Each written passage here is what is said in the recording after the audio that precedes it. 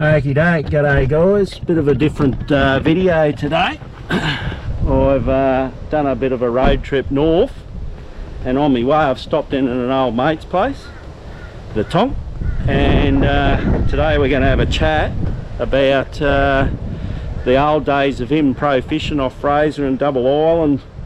I think he did it for about 35 years, so he have a few good stories to tell us, and everything about the old days of fishing, his boats, and what it was like back in that era. And speaking of the TONK, here he is here. How are you, TONK? Hey, how you going, Tony? Yeah, pretty good, mate. Good to catch up with you again. Yeah, no, that's bloody good. Yeah. You picked a good day for it. It's bloody going to piss rain soon. Yeah, when I left home it was bloody raining there, and then we went into bloody beautiful sun. But anyway, that's another subject. Any of you guys watch the TONK? He's got his own YouTube channel called Tompkinson Productions, and he's just hit 500 subscribers, so congratulations on that, mate. Yeah, good on you, mate. Yeah, that's been a long, well done. Long, 6 years. Oh, we're only old buggers, and not everyone likes our shit, but gives us a bit of interest and a bit of fun, bit of filming on the way. You're getting up there close too, aren't you? Oh, something like that, mate. But anyway, it's 400 and something, but who cares? It's only a number to us. We just have fun bloody doing it, and recording our trips. And mate, and I wouldn't be here doing this, you know, if it wasn't, we sort of, social media is how we met. I don't know the TONK any other way, just chatting. We've both got the same interests, two old buggers. And anyway, there's the old famous, you watch his TONK's YouTubes on the famous old 80 there, and this is where all the magic happens for it, in the old shed. That's where all the wild ideas come. Oh, it's wild, but it's bloody good and does you well, mate. Bit of swearing, bit of everything on it there. Every bloke needs a shed, I reckon. I need a bigger one, I know. Then you'd have twice as much. Like yours. Then you'd have twice as much shit. Oh, look, good. Just looking in here, the TONK loves his hand lines, and look at that, eh? Yeah. The spools. 80. 300, 250, 200. Eh? Oh, how good, eh? Used to run a lot of that on the deck winch. Oh, nice, mate. So yeah, we'll get into it now, and to, believe it or not, we've filmed about 45 minutes of bloody good footage, and guess what? Oh, the old battery overheated and stuffed the SD card. Yeah, so corrupted the SD card. Corrupted, so here we go again. So anyway, so we're going to go way back. You as a young fella, TONK, you told me your dad was pro fishing to start with, and that's how you got into it, was it? Yeah, my brother and my father, they had a Tasman, 15-foot Tasman, Savage Tasman, ordered off Bunny, Watson and Gimpy. Yep. Would have been 70s, early 70s. Yeah. Somewhere along that. Yeah, I was born in 64, so yeah, might even been earlier. It come with an old 40, or brand new 40 Jono for the day. It was a flash boat, but anyway. Yeah. They used to take her up and grow beans in the winter from April, May, June, July, August, September. Yep. Spray groundsel for a while, November, and then go straight up to Double Island for 3 or 4 months from November through to March. Right, eh? And chase the spotty mackerel.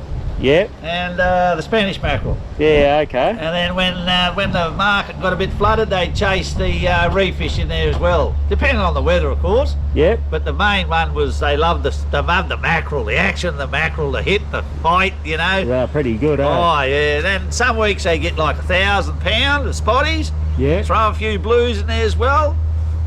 Dad used to buy up to 300 pound or 120 kilos of either you'd have pillies, then you'd have baygar, we'd have to strip them out and freeze them straight, and then seagar, we do the same. Right. And he'd do them up with straight trolling 6 and 7/0s. Yeah. Bit of stay bright wire. Couple of 12-foot 6, 11-foot 6, 12-foot 6 surf rods. Yeah. 2 big Elvies, and drop them in on a big lump of 61 pine across the floor of the boat, and they just drop in there and lock in behind the little bollards on the side, and they were like outriggers fishing rods. And, Yeah, okay. and you'd get out around Wolf Rock and the Pinnacles, and there was, under the light, there was 3 bombies there. You'd trial over them and the mackerel, and then the Pinnacles behind. And Right. oh yeah, from a young fella, I can remember getting out, well, 5 or 6, I suppose, 4 or 5 or 6, whenever I was allowed to go, you know, I'd be begging to go, and then as soon as I got out there, I'd be spewing. Right. Because they just didn't have anything. When you're a little fella, Yeah. we used to have seasick pills called travel, what was it? It was Benacine and Quells. Oh, yeah. Yeah, and the Quells, I'd take one of them and I'd just start spewing. Just the taste of it, you know, when you're young, just horrible. I couldn't get it down quick enough, you know. Yeah, yeah. And of course, oh, it's a horrible story, but Dad used to love wheat bix of a morning with hot water on them, melted, Yeah. with milk and sugar. Right. When that comes out your nose, you never forget, you never forget the smell of it. No. Bloody hell. So you used to chase the mackerel, in the early days? Well, they didn't. I just went along for the You ride. went for the ride, and what sort of time of the year were you chasing them off Double Island then? They'd go up in November. Yeah. Early November, and if they weren't there, they'd just stay there, and then if they turned up, if they were there, they'd turn up. They'd be just going out checking, and they might be on, they might, every year's different, so, but there'd be a team of them up there, there'd be a heap of different blokes doing it. Maury Wiley, Alan Counter, I forget the other chap who used to be deckying for Milton O'Dean, I forget his name. Oh, sorry guys, I can't remember. Anyway, there was quite a few of them up there. All the main boat that they had were 14-foot abalones. Yeah, okay. Just easy for one person to launch off. Alan, Craig Lally, Georgie Lally, that's his name. And Right, yeah, they had a banana boat later on, but earlier on they all had the old Land Rovers. A lot of everybody had Land Rovers and Toyotas. Yeah. With the wide wheels and Le Havre tyres, they used to call them. The tread went round the tyre. Yeah, okay. On the beach. Right. And probably the best tyre was the ball tyre, but they weren't bloody legal to drive on the road. No, that's right. No tread at all. Yeah. And they'd be what they are now. You know, they'd have the Galvo rims specially made up because a lot of people were making their own and getting the hot dip in there because they'd be. Yeah. And then the old Land Rover, you didn't know you're going down the road 2 lanes, you didn't know whether you're going to pass the people coming forward you on the wrong side of the road. They were shocking old things to steer, weren't they? Yeah, bloody and then you had the tyres down a bit. Holy hell, Dad used to say they had guarana oil in them. They'd see your first tree and go straight up the tree. Yeah. But getting back to the fishing, we'd get out daylight, be out there in the water, drop her in the water and out you'd be trolling. Yeah. I loved it, but I just hated the seasick. And then finally they got me onto the buddy Benacine seasickness tablets, and I didn't get seasick. Get out of me road. I was in amongst it. Yeah. Just loved it. Yeah. If you would have told me back then I'd get sick of fishing, I would have just laughed at you. Yeah. You're just born to fish, we were. So how many years did you fish for? Prowan? Oh, well, I'm still fishing. So I'm 61. Yeah. But I sort of, about 35 off and on, I say. Yeah, okay. With about an 18-year stint full time, you know, with 2 boats. I had an 8.8 metre Mackenzie Craft shaft drive. Yeah. 250 horsepower, ton box on her. Did about 6-8 years with her. Sold her, bought a bloody, built a boat with a mate. That took me 3 or 4 or 5 months to build. Yeah. It had twin 60s on it, and I did 5 or 6 or 8 years with it. Right. Before that I had a Star with twin 90s on it. Yeah. We didn't actually pro out of that for some reason. Okay. And then the 16'6" boat, where it all started for me with my own boat, was a 16'6" cruise craft. And you're only a young fella. I was only 15 when I bought it, and towed it with these other chaps I met to 1770. Yeah. Got halfway into 1770. If anybody knows the old 1770 road, she was as good as any of the Cape roads, and we snapped the axle off her. Yeah, right. Going in there on the last hill, we could see the ocean. Yeah. We jacked her up, shoved the tree back down underneath her and skidded her into town, backed her down the boat ramp, going real well, and there was a lip on the concrete. So that's where we waited and floated her off when the tide come in. And went up there chasing Red Emperor with the Hack Boys. They were called, the Hack Boys. I lived with them for a while. Anyway, long story short, rang the old man up, said it wasn't working out. He come up and got me and he said, right, we got this beautiful boat now, let's take it to bloody Fraser Isle. I think we did. We might have went Double Island first, but I think we did 3 months up Fraser with her. Yeah, okay. And just chasing bloody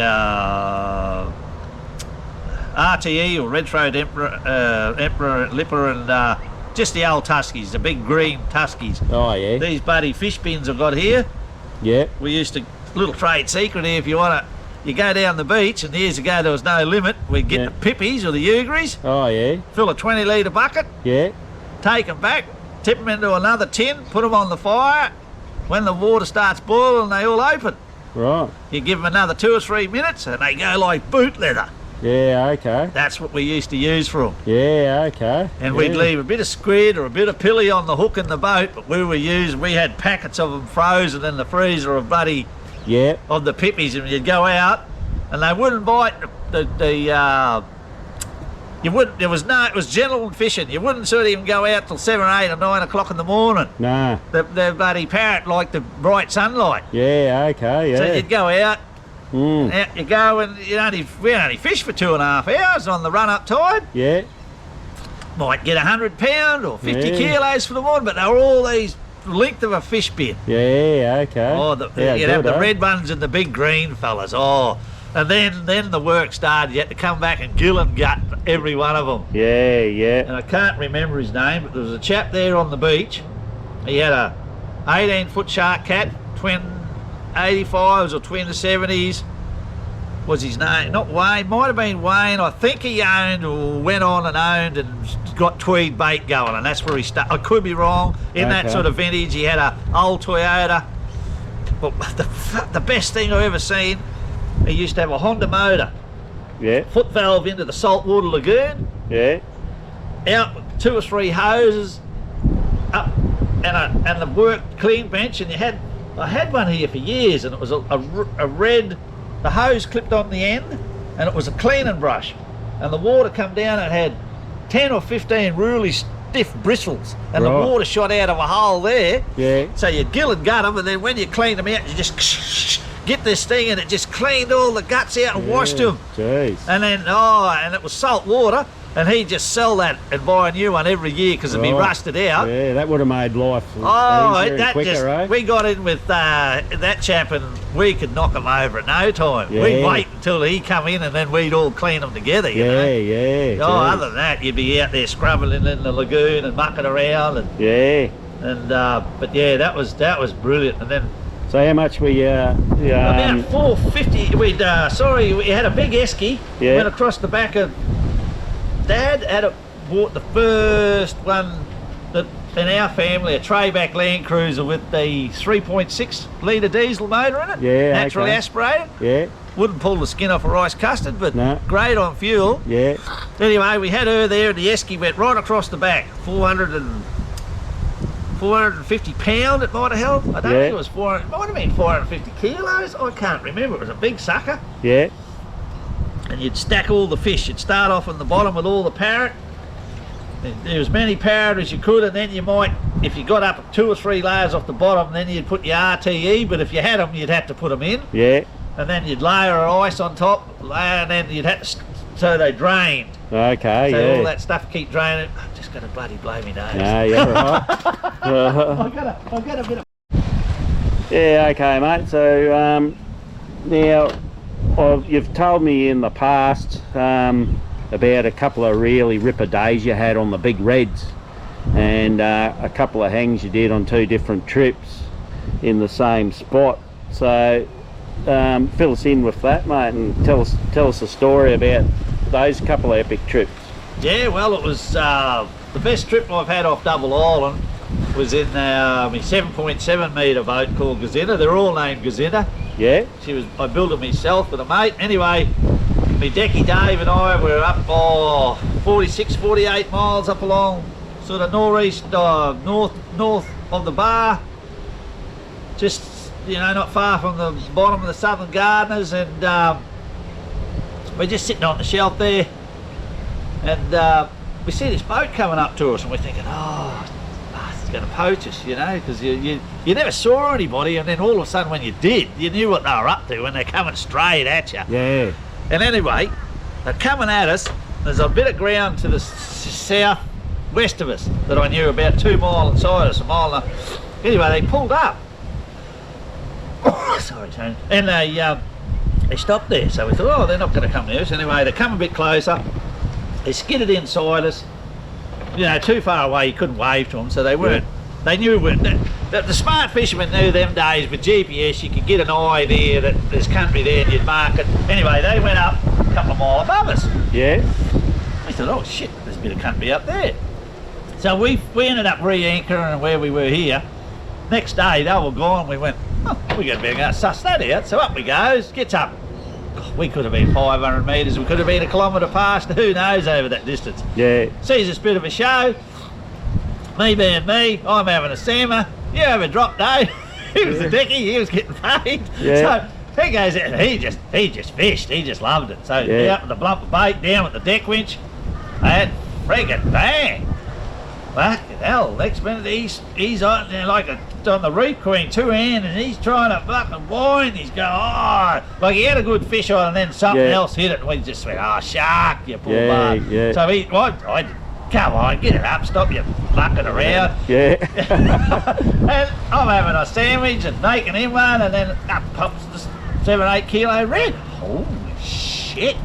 The other hook wasn't bitten off, it was busted off. Busted off. How many hooks would you run? Just 2. Yeah, and just the old paternoster. Big fish like we were getting in later, you took the other hook off. Only one hook. Yeah, okay. And then sometimes we'd piss it off and have one pasted on it. Because they'd fight against each other, right? Yeah, bust it, see? Yeah. Anyway, so sprayed around, had it, I marked it, sounder straight off, because I'm an old school, turn the sounder off. Straight back up on the lot, because we drifted due south, must have been a little bit of run in the water. Yeah. So we went straight back up the line, and I love that bit of run, you know, the old boat. Anyway, chopped the pick out, pulls back. Now what I normally do, on them days, I drop the burley down, and we'd have a cup of tea. Yeah, okay. So the burley would go right at the bottom, yeah, drop that bloody burley bomb. I used to have a red thing about this long, drop her down full of tuna oil and chook pellets. Yeah. Bring her up, 2 or 3 of them, you'd have a cup of tea. And what that normally did is if there was a shark or anything around, they'd come in, be nothing. They just bugger off. But the smell's there. Yeah. And it starts bringing things. Okay. So then we drops down and into straight up the friggin' reds, eh? Yeah. And of course, Dave and I are into them. The old reed queen, 1 and 2 at a time up the, you know, you could pull on the reed queen 2 10 kilos, an 8 and a 12, or easy. Then fucking bang, and you're just locked up. You can't shift them, and you're thinking, oh, there's a shark coming. So you start, oh, she come free. Yeah. You'd pull up one, and the other hook was straight. So anyway.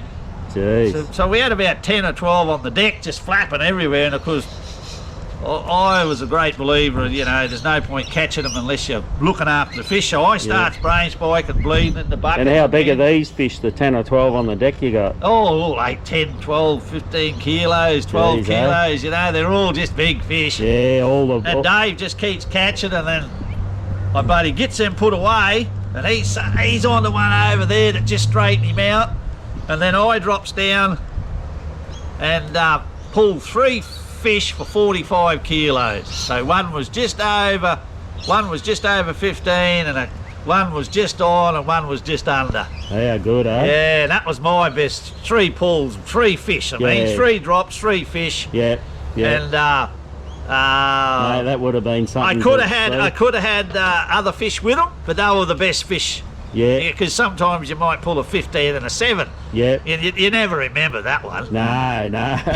You just hang up a couple, and that's certified scales too. That's what I got paid for. Yeah. Yeah. You know, you'd mark that one might chop his fin or something, and that was your best, you reckon, of the day. Yeah. So you knew. And no, that's what we never had any scales on the boat because I didn't reckon they were accurate enough. So, Nah. But who knows? They could have been ripping me off too. They might have been. You never know. Yeah. But I just take their word for it. Yeah. But yeah, then we went straight in, unloaded.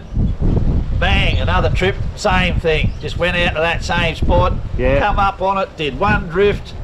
Seen which way, and a lot of times I would drift on the mark, or drift away from the mark. Yeah.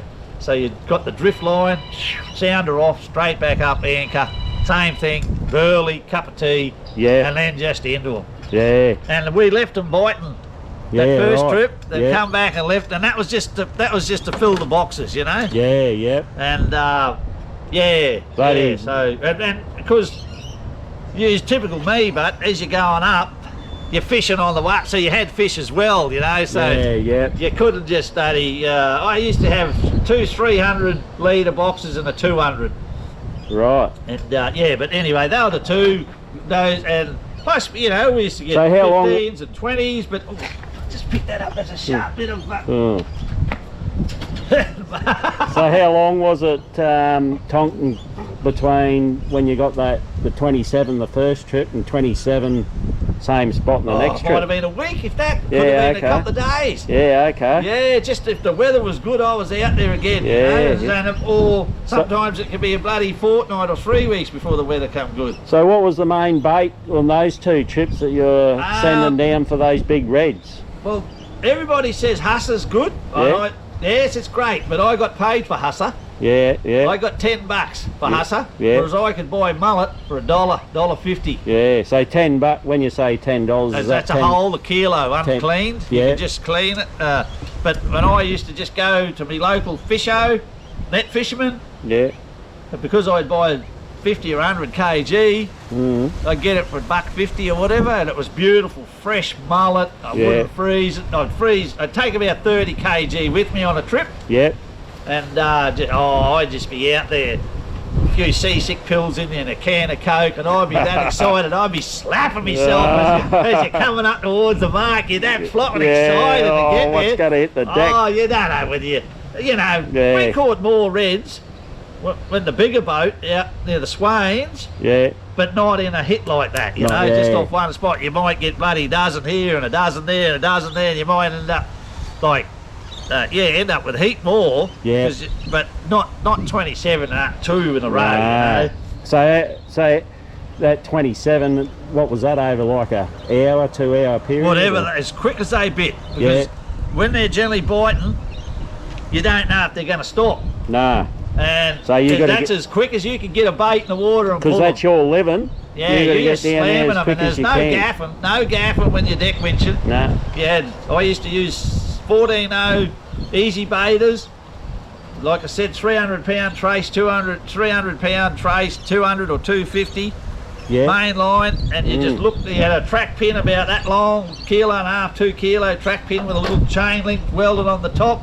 Yeah. And you just see the fish coming on the reed queen. It was one action, one or two, and you just pull him in, throw him in. There was no gap, and just No. throw him in. One fell off. Yeah. Who That's cares? so be it. Yeah, they just Quick swim as- off. They'd yeah. be gone with the reds. They were just that good. Yeah. I've only ever seen them if you had one red on and you're really pulling and beating the shark, and that's just getting. He'd puff up. They wouldn't go down. Nah. No, nah. they wouldn't. They wouldn't, because you can barotraw them if you hit them hard. Yeah. But 99% of them they didn't, eh? Nah. It just depends on the speed you bring them up. But oh, mate, it takes me back. You know, some of the snapper sessions we had too. Yeah. So the snapper, mate. Eh? Oh, mate, that was my main thing. I was well known for the Red Emperor. Yeah. But the snapper was my bread and butter, eh? Yeah. Okay. East on the full moon of doubles, anywhere in that 13 to 25 mile east of double on the full moon. We'd go out there on the bombies and anchor up, burley up.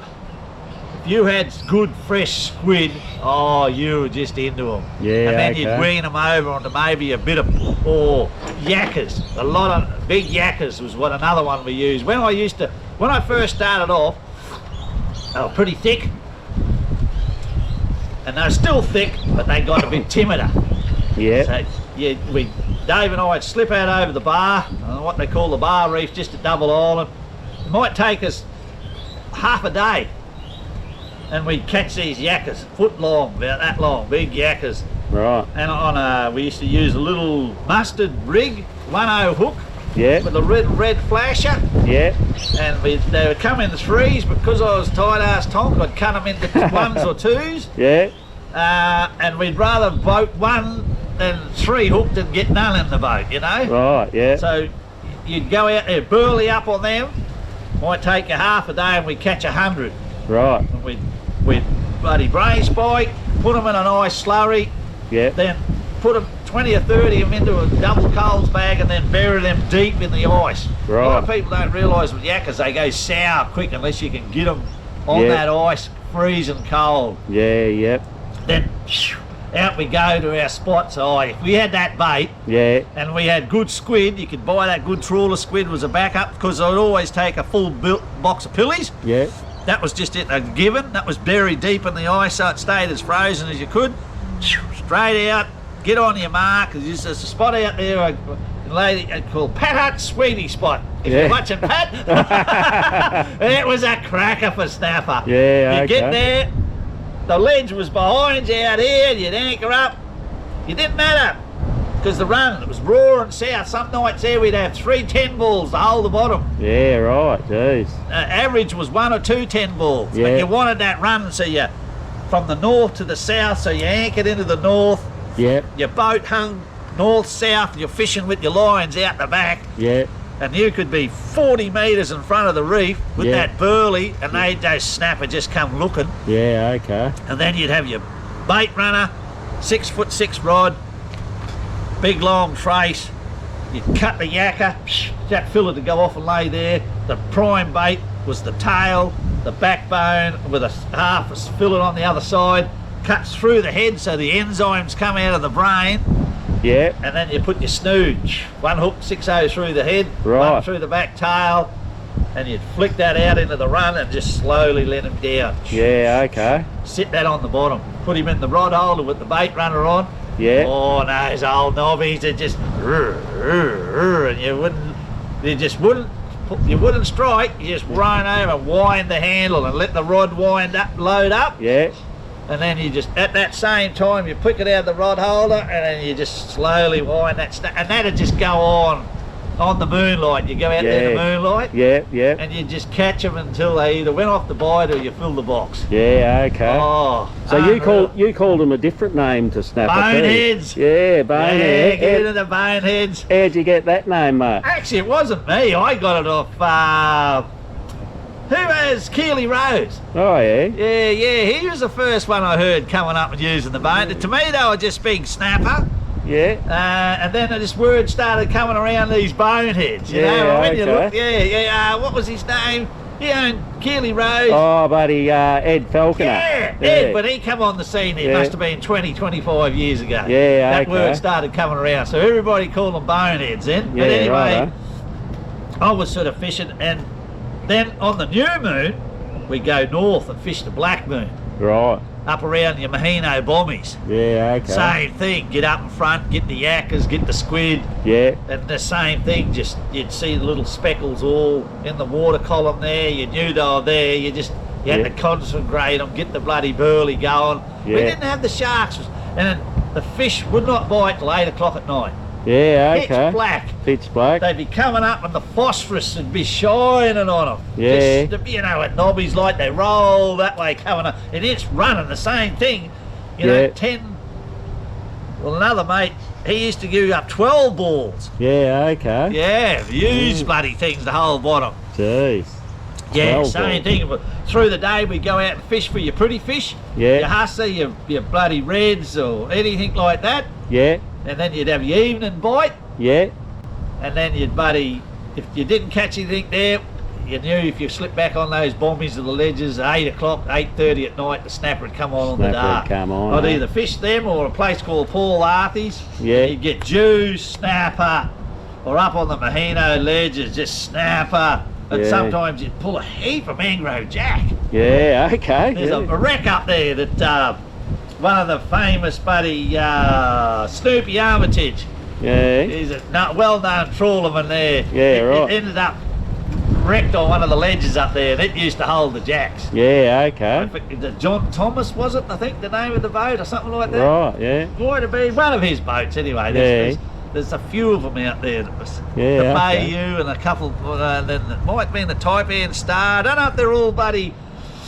Anyway. Yeah. But yeah, no, and then we get into the pearlies. We had pearly spots. So was it different, say, from the reds to the snapper to the pearlies? Was it different prices you got? Or was it all stock standard, same price? $10 across the board, just flat rate. Yeah. For anything like that. And then she dropped back to 6 for cobia, spotty mackerel, trevally. Okay. But if you wanted to take your fish to the Combsley fish market, carrot were the best, $14.50, because they're pretty for the Chinese involved. Yeah, okay, right. Yeah, and the reds would stay around that, you might get $11 or something down. But if you didn't set your price, because it was auction floor, it'd rip you off. Yeah, okay. You had to be there at the auction or bloody set a price on them. Yeah, okay. I got ripped off there one time. Right. But no, look, you know, we about 16 years straight with those two boats. Yeah. But off and on in between there, oh gee, I've caught some fish. It's just the people, you know, 10 or 12, 14 tonne a year you'd have to catch to make a living. Yeah. And you just, 100, 130 nights and days at the sea. Yeah. You had to just put, and that was through bloody horrible weather. We fished 25 knots down to bloody oily calm. The Swains, when you went out there and did a season on the Swains, that was just oily calm, North Reef, go around North Reef, come out, get halfway across to the Swains, and it's blowing its ass off the rain. Right, yeah, shit. It's had its own ecosystem out there, just blow, bloody sou'easter, rain, big. If you didn't fish 25 knots out there, you couldn't go there. Nah, shit, eh? But and the last trip I did out there, she's nearly calm, blowing 25 knots, sort of that chop on the water. You've got the whole cap channel. Next minute she changes tide and starts running. She just jumped the 3 metre. Holy shit. And breaking 100 metres of water here and there. Yeah. Like, holy shit. And you got bloody 60k of it across. Yeah, bloody hell. Oh. Scary shit, mate. Yeah. Yeah, okay, Tonk, so you had your big timber boat you built, Gazinta. You built that yourself and you used that for pro fishing and chartering, didn't you? Yeah, yeah. Yeah, so tell us about the process of what made you decide to build that and how you built it, mate. Well, I was, I had the big old chugger, and I'm sort of one of them fellas, once I've had a boat for about 6-8 years, I start to sort of want something different. You know, you look over, you think the grass is greener on the other side of the fence, and I was thinking... So with your big chugger, what was... I couldn't put... No, was that a bigger?